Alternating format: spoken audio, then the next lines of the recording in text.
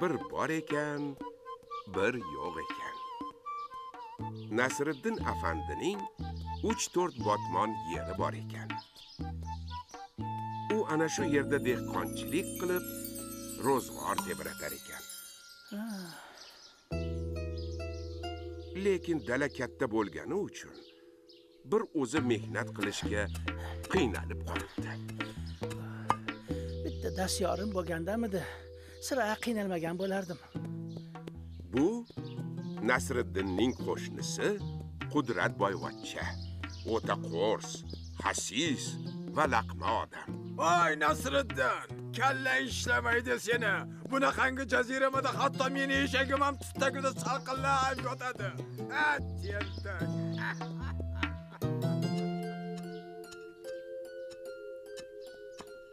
Haliyam ishlayapsanmi?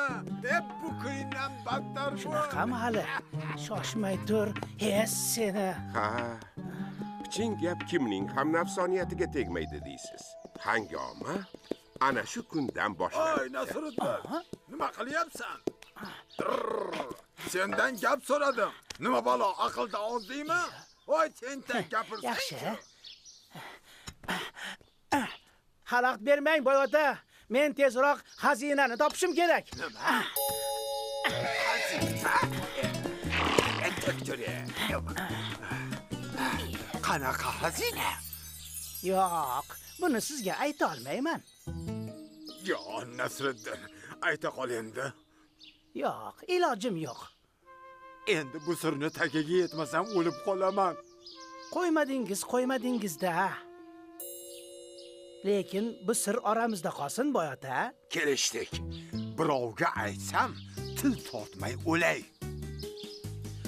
Otam rahmatli tushimga kirib, Xo'sh. men ko'mgan xazinani topsang kam bo'lmaysan dedilar. Ana xolos. Menimcha xazina mana shu yerga ko'milgan bo'lish kerak. Dalani bir chetdan ag'daraveraychi, topilib qolar. Senga o'zim yordam beraman. Xazinani bo'lishamiz. Qo'yinga, boy ota, xazina o'zimga kerak. Al, buyoqqa ketma. Voy, ota. Shunday qilib Qudratboy kunni kun, tunni tun demay ishlayveribdi.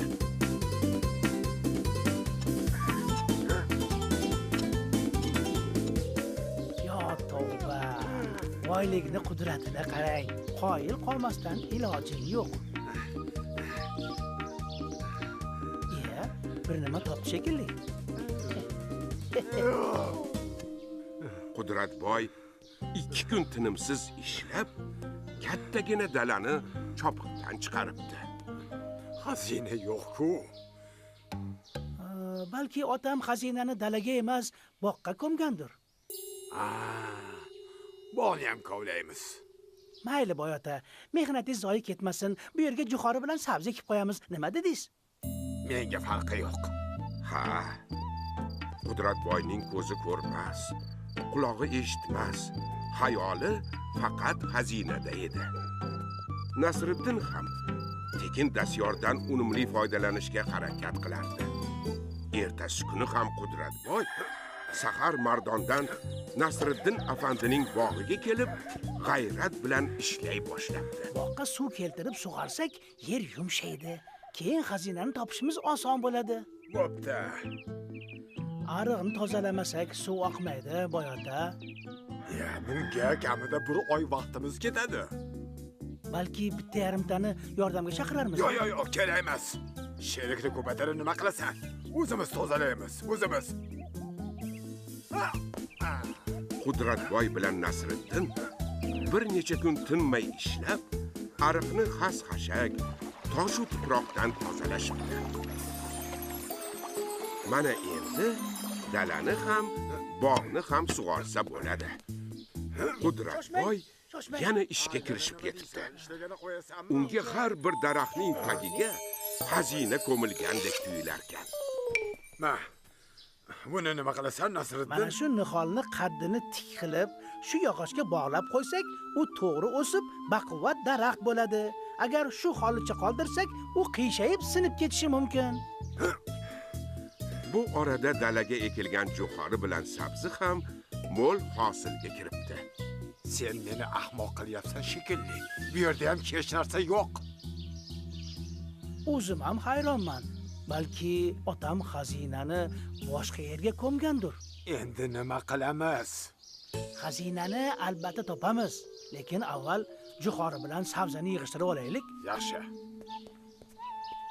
Kendi Jo'xorini hosilini bo'lishamiz. Roziman.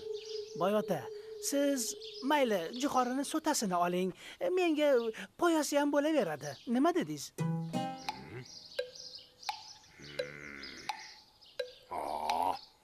Meni laqalataman deb ovora bo'lasan. Poyasini men olaman, chunki u ko'proq. Ixtiyoringiz, Boyota.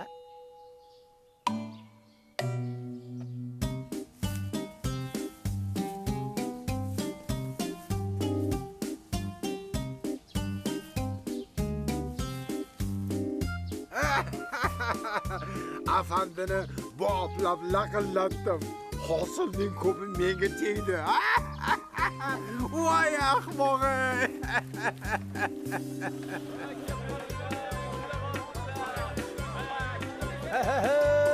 Kep qolinglar. Jo'xoridan olib qolinglar. Qopi 5 tangadan bo'ldi. Olinglar. Jo'xori poyasiga kelib qoling. Olib qoling. Bir bog'ini 10 tangadan sotaman. Sotaman-u ketaman. Kelib qolinglar jo'xori poyaga. Poyani bog'ini 10 tangadan sotarmiz. Esini yeganmi bu boy? Qudratboy. Jo'xori poyani bu yerda emas. Mol bozoriga borib sotish kerak edi. Yo'q. Savdoga baraka, Boyota. Xo'p desang, 1 tangaga olaman g'aramingni. Xo'p.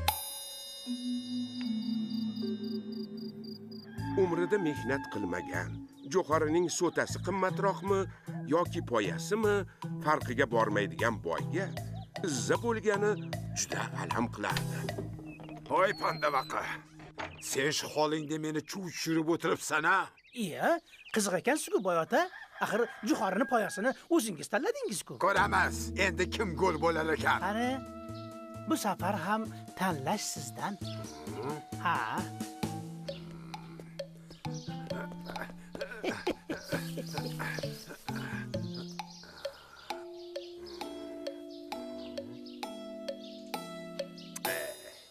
Yerning ustidagi meniki, tagidagi seniki. Aqlingizga qoyilman.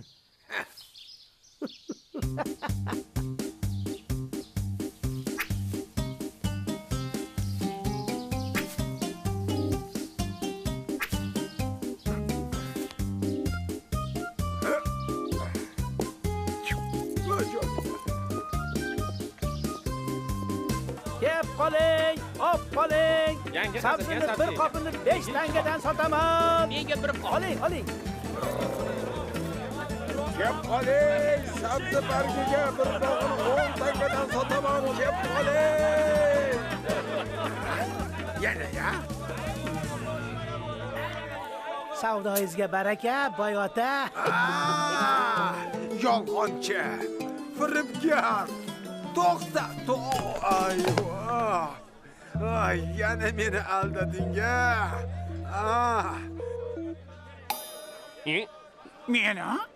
Men bu yodaman. Yana meni laqillatding-a. Qani, yo'l qoziga. Borganim bo'lsin.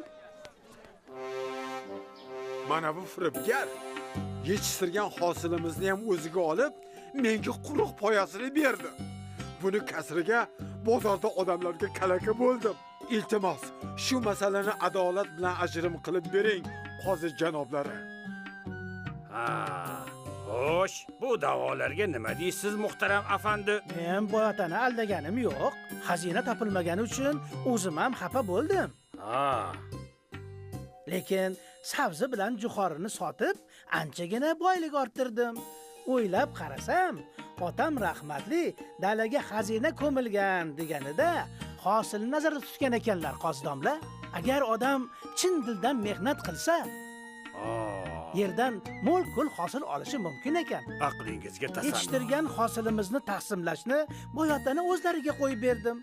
u kishi kamdan ko'ra ko'p yaxshi deb jo'xorini poyasi bilan sabzini bargini o'zlariga oldilar. Bor gap shu. Nasriddinning aybi yo'q. Sen otangni davlatida mehnat nimaligini bilmay o'sgansan. Xo'roz bedana urishtirib, undan qolgan merosni ham sovurib yubording. Ochko'zliging va ahmoqliging tufayli shu ahvolga tushib o'tiribsan. Endi aqlingni yig'ib ol. Soqchilar, mana uni olib chiqib tashlanglar.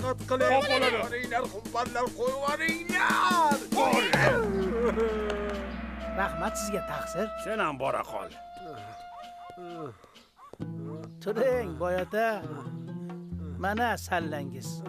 Birovlarni masxara qilish yaxshi emas. Rahmat senga Nasriddin.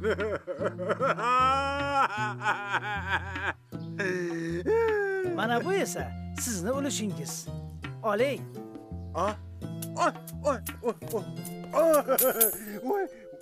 Voy. Kechir meni Nasriddin. Endi hech kimni kalaka qilmayman. Shunday qiling, boyota. Baraka topasiz. Qaytar, pulimni beringlar. Bu pullar halol mehnatim emas deb berilgan. Beringlar. Ha, azizlar. Mehnat bilan topilgan halol pul juda qadrli bo'ladi.